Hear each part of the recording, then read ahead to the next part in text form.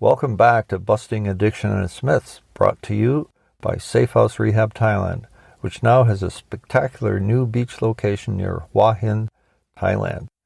Our goal, from beginning to end, is to give you and your loved one the very best chance of a complete recovery.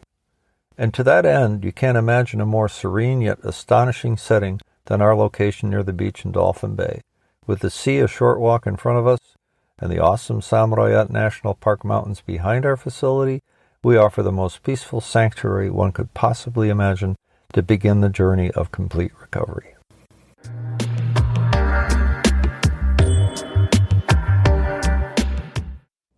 The wake-up call. It can happen anytime. The bell might ring, the alarm might sound, the light might flash any time of day or night. We might be half asleep, or we might have our shoulder to the wheel pushing with all our might.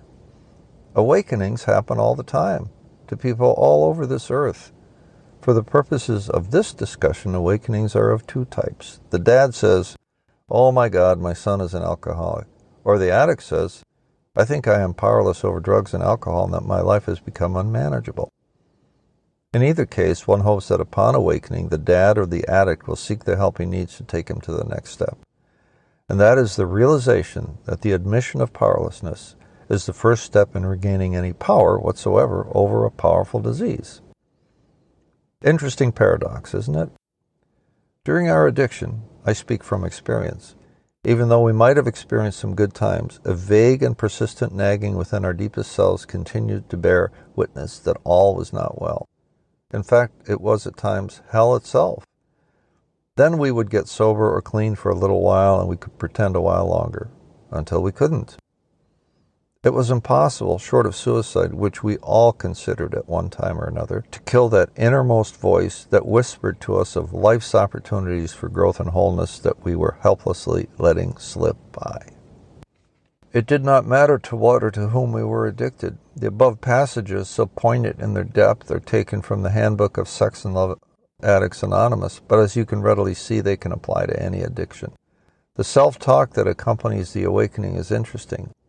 Based on my own anecdotal research, here are just a few examples.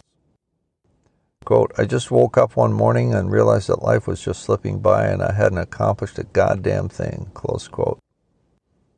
Another one. "I had been enabling my son out of a misguided sense of love, but realized I wasn't letting him grow up and face the music, so I let him spend the night in jail." Another one. "Even though I had the technical skills at my job, I had become such an arrogant a-hole that they threatened to fire me if I didn't get some help. And then they fired me anyway."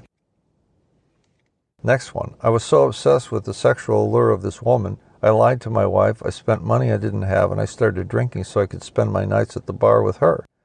Then the woman dumped me because I was such a drunk, and my wife took off too." It's about hitting some realization, a bottom of sorts, that enough is enough, that gets some people to start believing that there has to be a better way. And there is. More on that in the next episode.